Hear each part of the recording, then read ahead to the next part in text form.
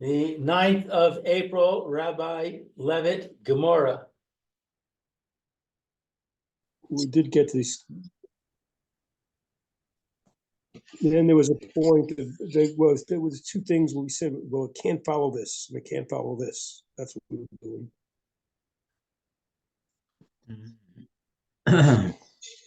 Says Rabbi Yossi is not either of these things. The Mishnah is not the Rabbanan, and the Mishnah is not Rabbi Yossi. It says the Mishnah is not Rabbi Yossi, and then it says Rabbanan is not Rabbi Yossi. Oh, yeah, we said that the Mishnah is not Rabbi Yossi. The first thing we said was this is not Rabbi Yossi because Rabbi Yossi says on account of a Ramai, we don't give anything out. On account of a Ramai, with the three manas and the two depositors. So over here, there's also a danger of Ramos. So the Gemara is thinking we should have said we're not giving the talis out at all. That's what Rabbi Yossi would have said.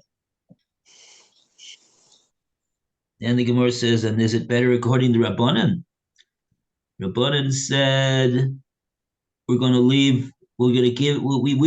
will give out a mana to each one of the two disputants because we know that they both are entitled to that. But the third disputed amount, we're going to put aside for Elio. And the Gemara said, and what about our case with the talis? The whole talis is in dispute. There's no part that we know for a fact belongs to either one of them. And so, because maybe this one picked it up first and it's totally his, and maybe that one picked it up first and it's totally his. We don't know. So the whole talis is up for grabs. And so therefore, even the Rabbanan would say, we're not going to give any of this talis to either of the two of them. So the Mishnah, our Mishnah, it says that we divide it with a shvua between them. Will not be like Rabbi Yossi, will not be like Rabbanan.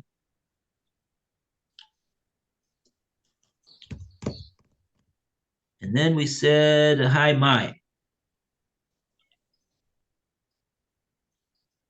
And we said, I think we're in the middle of that. Maybe we'll do that from the high my.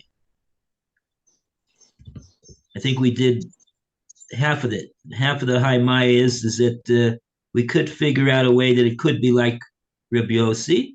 Rather, it could be like Rabbanan, but the Rabbi Yossi, we can't figure out a way how it could be like him. So this high my is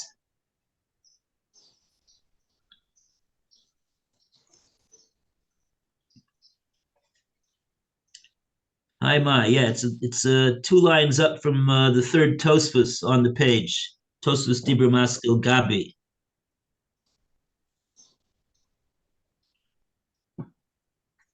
Last 2 words in the line are. No, 1 second. That's not it. Sorry.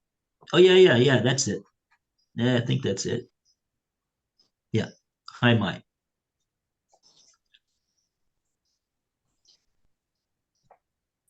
Towards the end of the line. The first word in the line is ha, nami. It looks to be about 12, 13 lines down from the top of the page.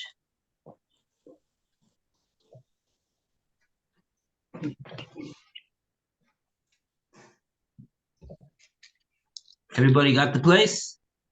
No.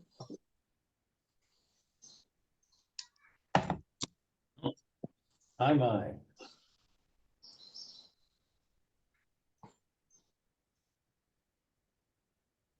You're on 3A1 in the art scroll on the right, the bottom paragraph on the right.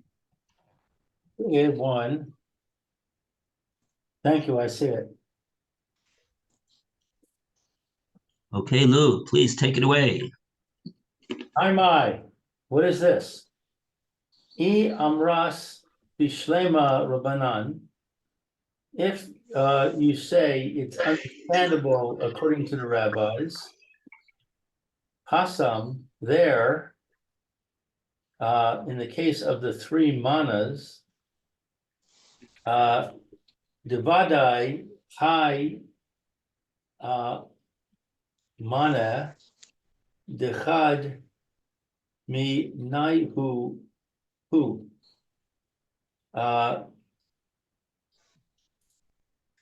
Certainly,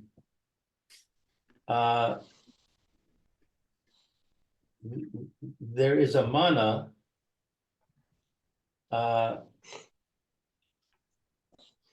that one from them it is. In other words, certainly there's one mana that is the property of one of the people. Amrei Rabbanan Yehei Munach Ad Shiavo Eliyahu. The rabbis say, let it rest until Eliyahu comes.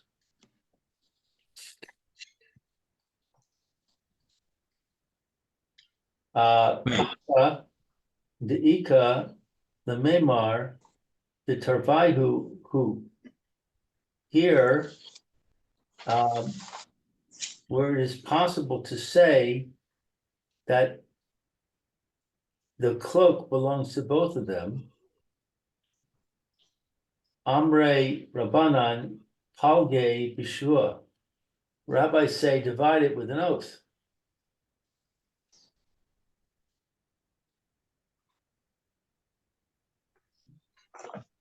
So like that, the Gemora's reasoning that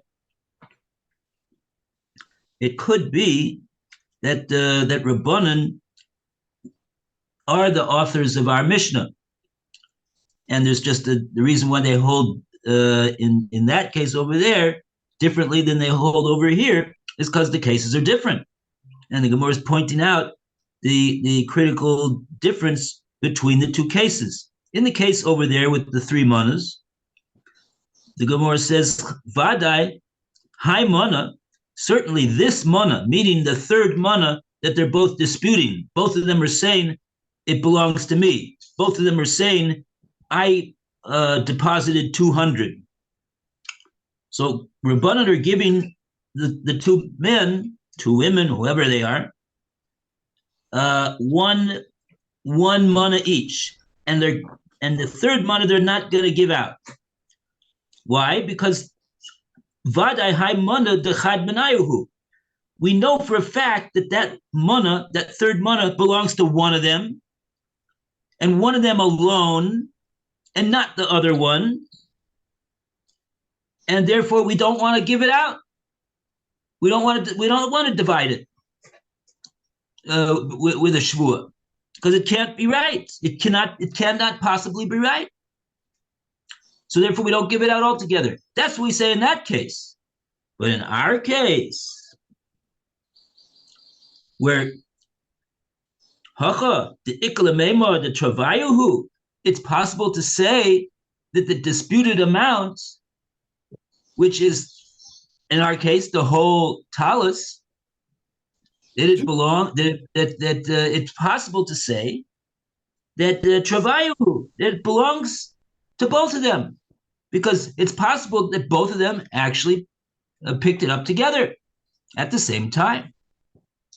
So it's not like the case of the three manas at all. And so therefore, it's possible to say that the Rabbanan would agree. And in our case in the Mishnah, here by us in Bava Metzia, that they would give out the talus to the two people, provided that they both make a shvua that they picked it up.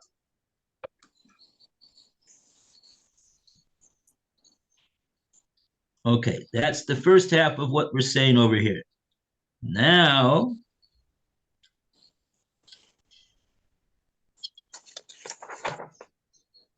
we have Rashi.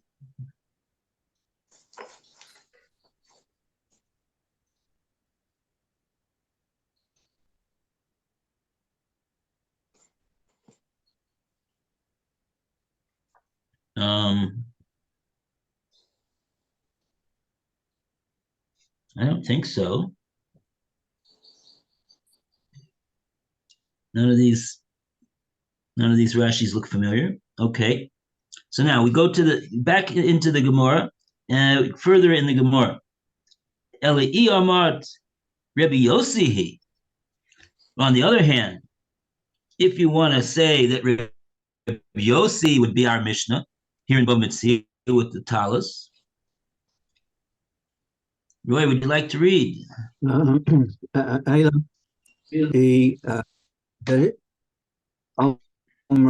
Omras Rebbe Yossi he. Yeah. But if you say that our Mishnah is consistent with the view of Rebbe Yossi, you are faced with the following difficulty. Ashita Umay Hasom Dibaverde Eicha Mine Lama Va'ika Mane Lama. So if you say that our mission is consistent with the view of Reb Yossi, you're faced with the following difficulty. Now, if there are, in the case of the three manes, where there's definitely a mana belonging to this one and a mana belonging to that one, still, Oma Reb Yossi Yahei Mona Ad Sheovo Eliyahu. Reb Yossi said that it should be set aside until Elijah comes, even with these two manas whose ownership is definitely known. Hocha da'ika mama dehad minayu hu lo kol shekain. And here, in the case of our Mishnah, where it is possible to say that the cloak is the property of only one of them, is it not certain that Reb Yossi would advocate not dividing the cloak?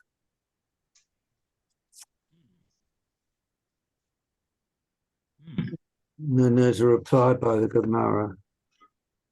Let's see what do we have any Rashi over here?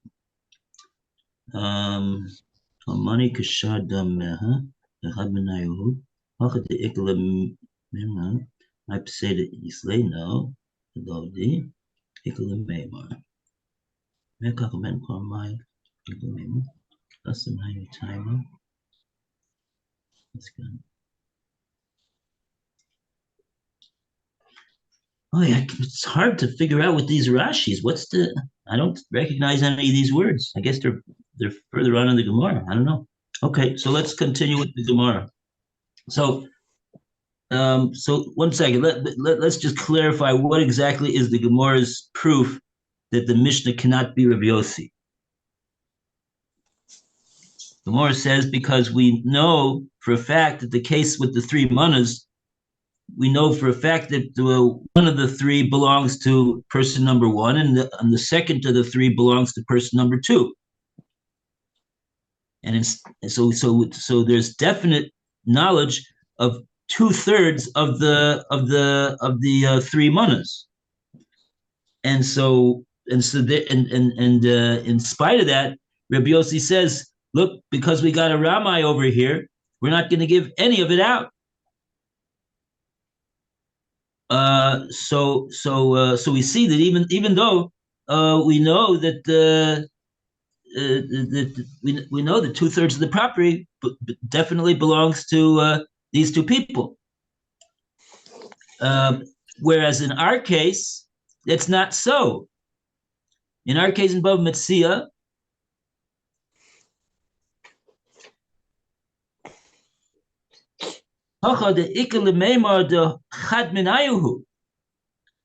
we don't know for a fact that we don't know we're going the opposite direction.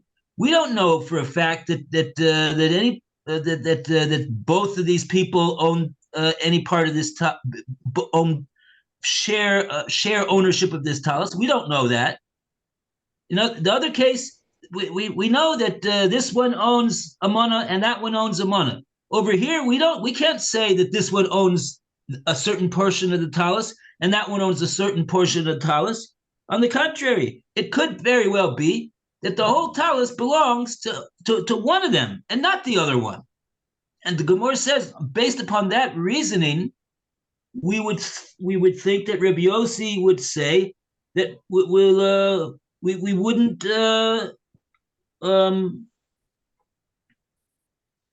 we shouldn't give it out. We should not give it out like we see our Mishnah does give it out. If they both make a shvur, we give it out. Not getting into the issue of Rabbi Yossi's view of the Ramai involved. Not talking about that. That's what the Gemara says about. Okay. So now let's see what the Gemara says now. Afilu tema, Rabbi Yossi. The Gemara counters and says no. So in other words, we just got through saying that we don't see how the Mishnah could be like Rabbi Yossi. Now the Gemara turns it around the other way. Gemara says, yeah, we could see how the Mishnah goes like Rabbi Yossi. How do we see that? Let's see this further. Joy, want to continue? Afilu tema Rav Yossi. You could even say that our Mishnah is consistent with the view of Rav Yossi. Hatam Yidei Ika Domei. There, in the case of the three manners, there's definitely a deceiver. Right. This is Rabbi Yossi's issue. Since we know there's definitely a Ramai, so we're not going to give any part out that we don't know for a fact belongs to the person. Mm-hmm. So a mana we give to that one, we know he owns at least that much, and a mana we give to the other one, we know that he owns at least that much. But the third mana, that we don't know which one of them owns it, and we know there's a Ramai over here. There's no doubt about it. We don't give it out. Okay, and so in line with that reasoning, what should we say about our case? There, in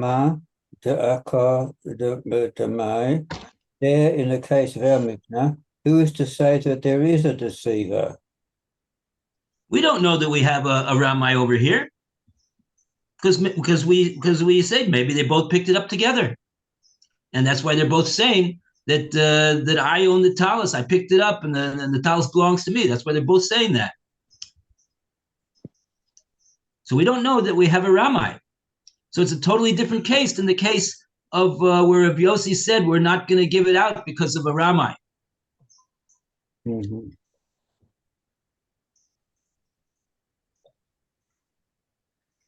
Same time. The Ikar Ramai. Okay, read further, please. All right. So who's to say that there is a deceiver? Amam Taveyu Hadade and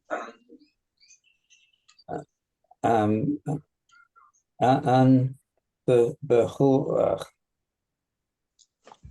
I could say that they both picked it up. That's the talus quote together. I could say that they both picked it up together. Since the case of a Mishnah does not necessarily involve the deceiver, says the Art Scroll, it is possible that Rabbi Yossi would agree that dividing the cloak is preferable to setting it aside. There's an alternative resolution. Inami, alternatively, you can reconcile our Mishnah with Reb Yossi in the following way. Hasam Kanis Le Rabbi Yossi Ramamai Ki Heichi Dilo Day. There, in the case of the three manners, Reb Yossi penalizes the deceiver so that he should be induced to admit his fraud. Ah.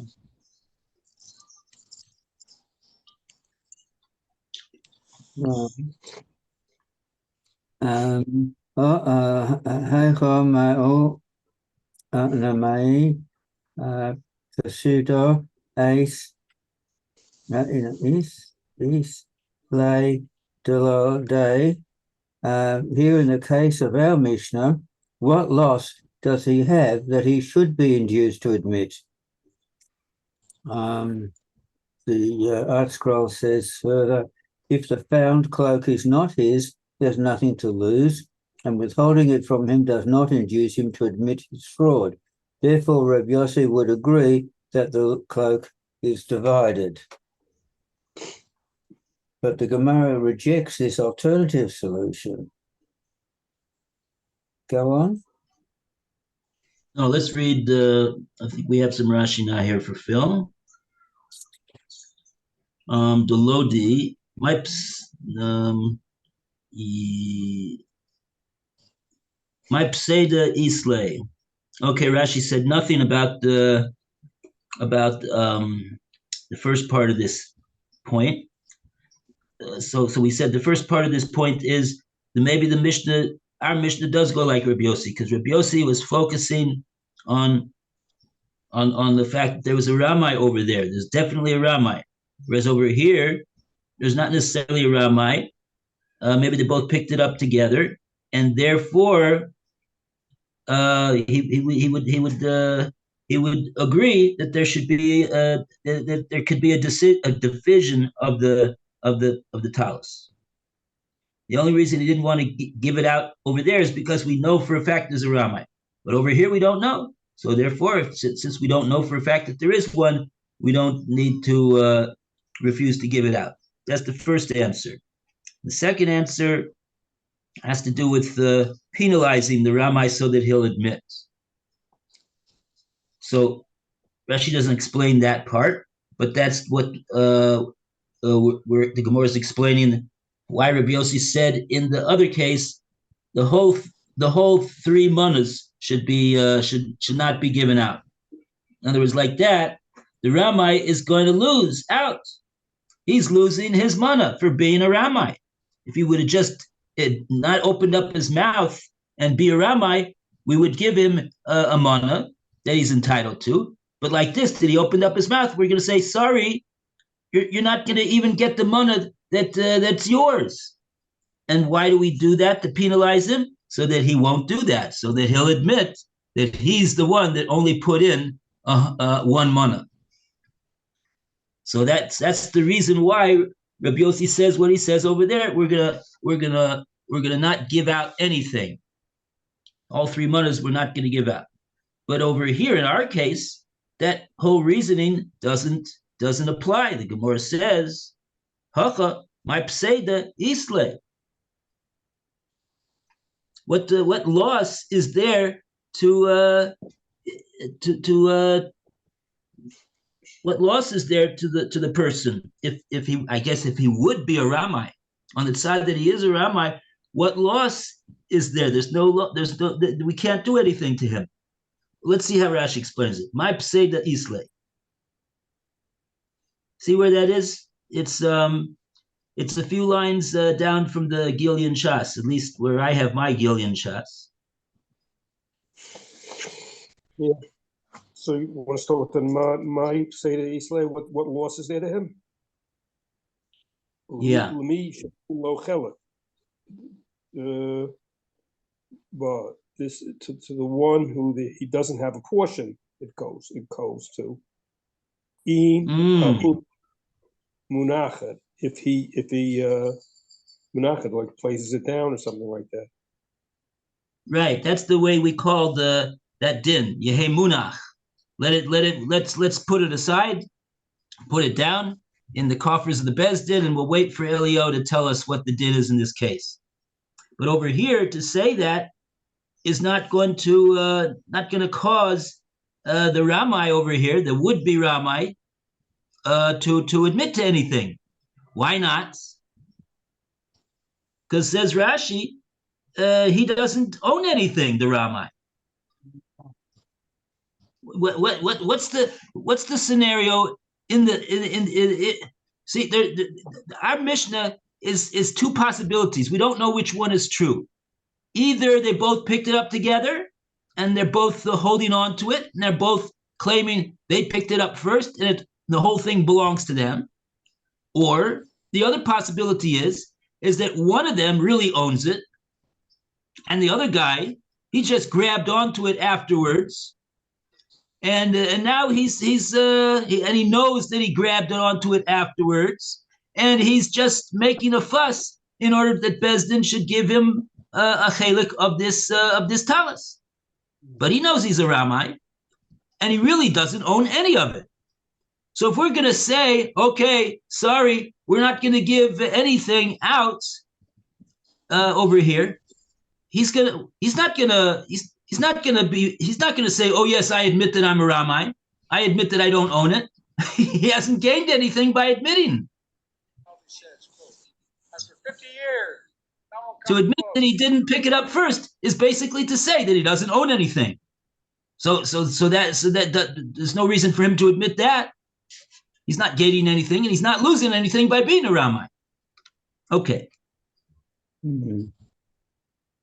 And so therefore what? So therefore what?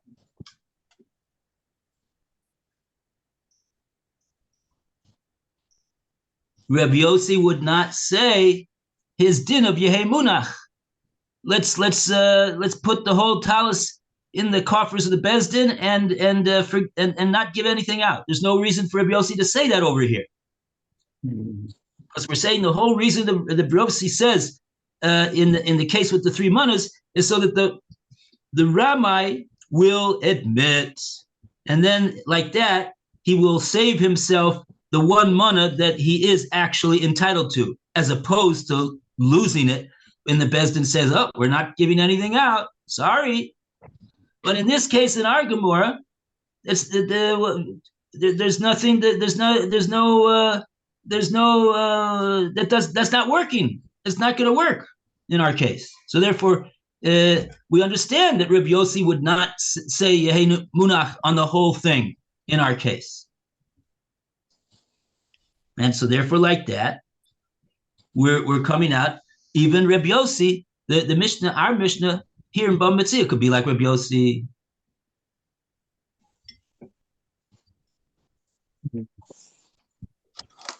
Because we can't force the Ramai to admit in order to save anything for himself. Okay, weiter.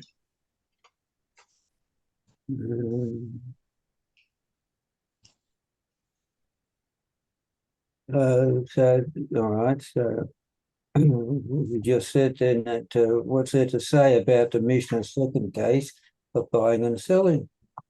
So in that case, he's holding the cloak, and would induce the deceiver to admit his fraud. The Gemara concedes this fraud. Halo machaveras rate Tidishonim Mayakara. Rather, the clear resolution is the one we originally advanced, namely that according to Reb Yossi, dividing or withholding the deposit on whether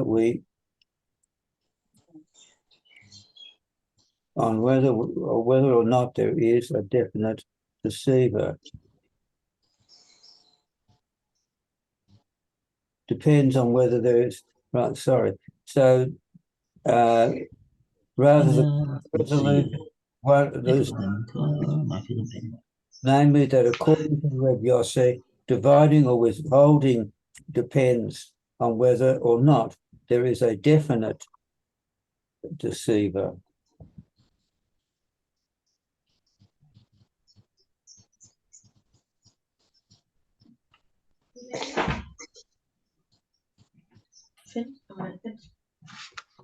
Okay. We got we have a Rashi over here. Mekach hamem komayik lememar. Phil, you want to read? Okay. Mekach memcha ma'ich the buying and selling, what is there to say about it? Ha u'kumina, it's established, the Gibel Dami Mitzrayim, that he received money from both of them. The Ihu, if he says, Yehei Hatalas, that it should be the garment, the Hedamim, and the money, Munachim, placed before them, Islay, Psida, there's no loss. Leramai, to the deceiver. The Yoda, and he admits al ha'emet, on the truth, Kodem sheyiv sad. He admits that what the true thing is before he will lose anything.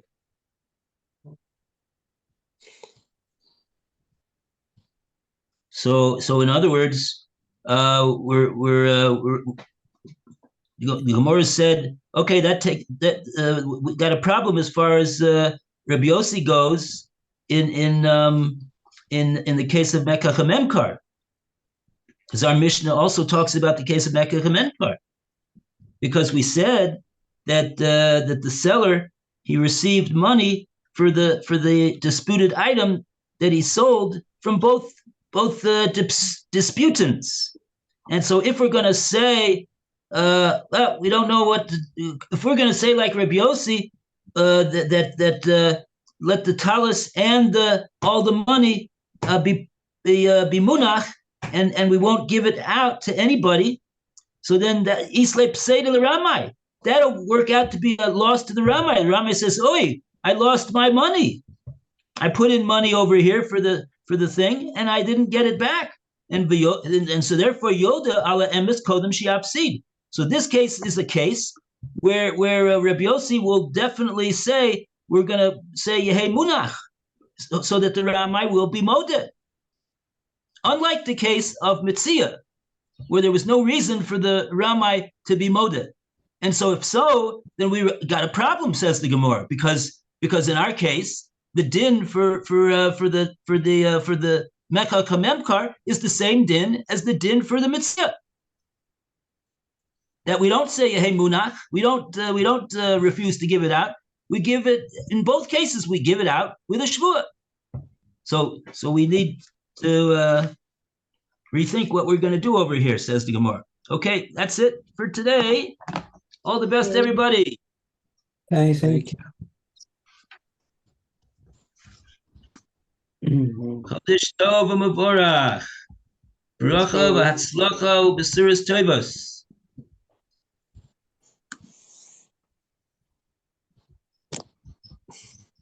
Bye, Phil and Roy and Alan. I mean, and Lou.